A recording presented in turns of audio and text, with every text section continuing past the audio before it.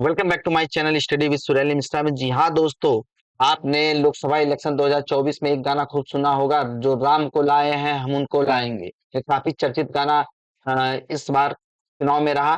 लेकिन इस जो गाने के पीछे जो मोटो था वो पूरी तरीके से सफल नहीं हुआ। राम मंदिर निर्माण के बाद भी अयोध्या में बीजेपी हार गई। साधु संतों ने क्या वजह बताई और क्या वहां के लोगों ने कारण बताया है, जो ये एनालिसिस के बाद जो वहां का कारण पता चला, हम इस वीडियो में वही बात करने वाले हैं। उसके पहले चैनल को लाइक सब्सक्राइब शेयर कर लीजिए और बेल आइकन को जरूर दबा दीजिए। आइए शुरू करते हैं। देखिए, पहले तो समझे राम मंदिर बीजेपी के लिए मायने क्या रखता है।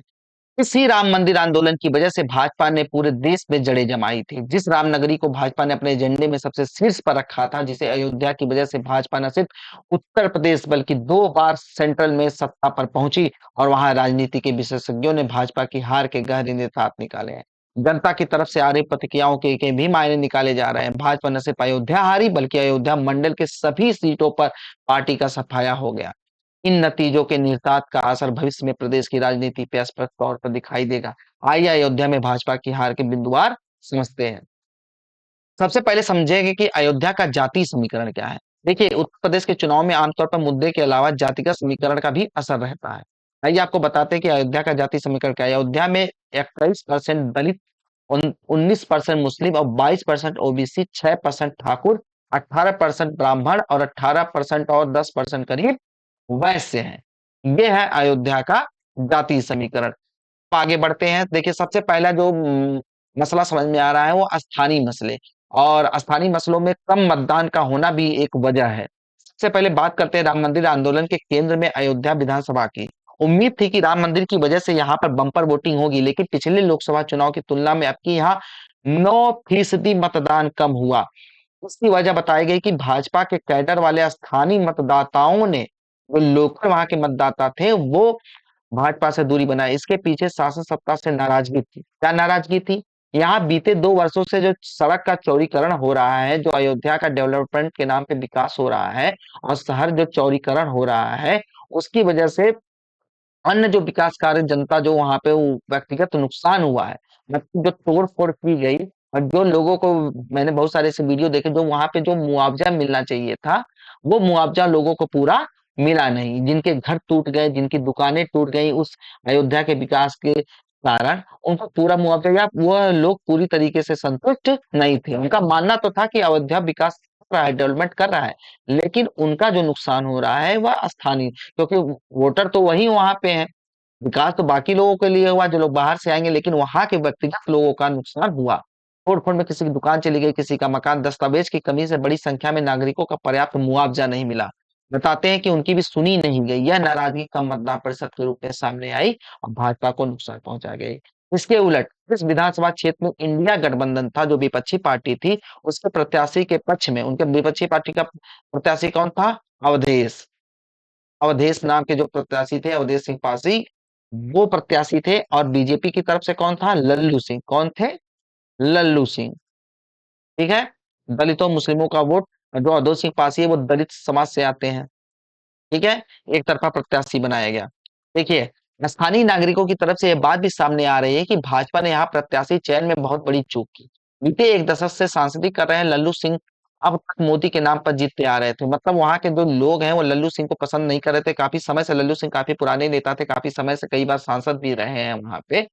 इतने लंबे समय तक सांसद रहने के बावजूद वह जनता के दिलों में व्यक्तिगत छवि नहीं बना पाए। इस बार यहाँ की जनता किसी हाई प्रोफाइल नेता को अपने प्रत्याशी के तौर पर देखना चाहती थी। लल्लू के नाम की घोषणा होने पर लोगों को चुनाव में कोई रोमांच नजर नहीं आया, और प्रधानमंत्री मोदी के नाम पर लगातार 3 बार जिताने से परहेज किया। इसके विपरीत इंडिया गठबंधन ने प्रयोग के तौर पर कद्दावर सपा नेता और 9 बार के विधायक अवधेश प्रसाद पर दांव खेला।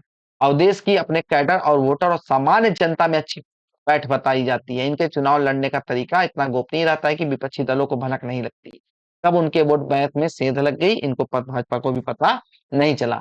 चर्चा यह भी है कि इंडिया साइनिंग वाले दौर की तरह हवाई अड्डे जैसे सुविधाएं तो शहर के राष्ट्रीय स्तर पर चमकाने के लिए तो ठीक हुआ, लेकिन इसका फायदा स्थानीय जनता को ठीक नहीं हुआ। मतलब जो फायदा हुआ, ज्यादातर लोग, जो बाहरी लोग थे, वही उनको फायदा हो रहा था, लेकिन जो बाहरी और पैसे वाले पर्यटक सुविधा का लाभ उठा रहे थे, अयोध्या वासी बेहतर स्वास्थ्य और शिक्षा व्यवस्था के लिए अभी भी जूझ रहे थे।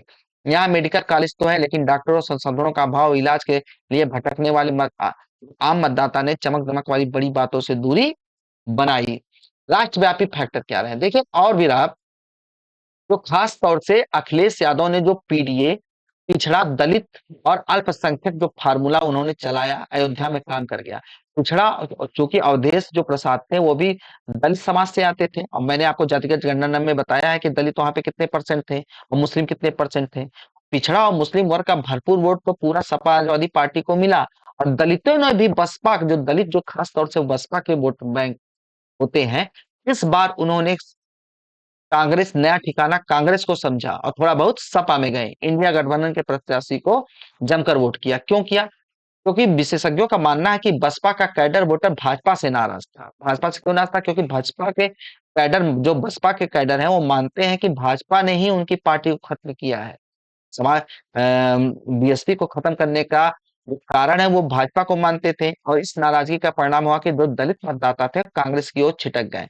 यह स्थिति भाजपा के लिए हमेशा के लिए चुनौती बन गई। इंडिया गठबंधन की ओर से जो मुद्दा उठाया गया, खासतौर से बेरोजगारी, महंगाई, पेपर लीक, अग्निवीर जैसे मामले, वो आमजन के मन को छुआ। इसके आगे जो धार्मिक ध्रुवीकरण होने की जो संभावना थी, वो सारे पैतरे फेल हो गए। महंगे इलाज और महंगी पढ़ाई से जनता को निजात नहीं मिली, और शिक्षा व्यवस्था, स्वास्थ्य माफिया हावी हुए। शिकायतों के बावजूद इन पर कार्रवाई नहीं हुई।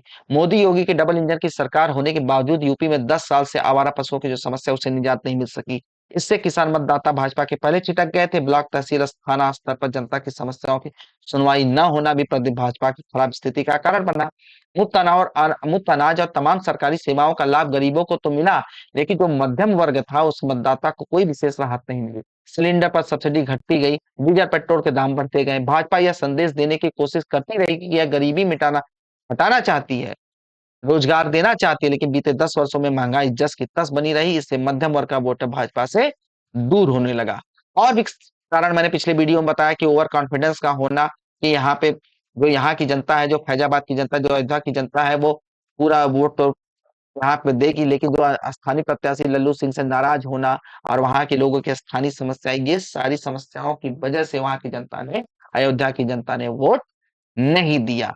और यह कारण मुझे लगता है। इस तरीके के वीडियो जानने के लिए चैनल को लाइक, सब्सक्राइब, शेयर करिए और बेल आइकन को दबाना न भूलें। धन्यवाद।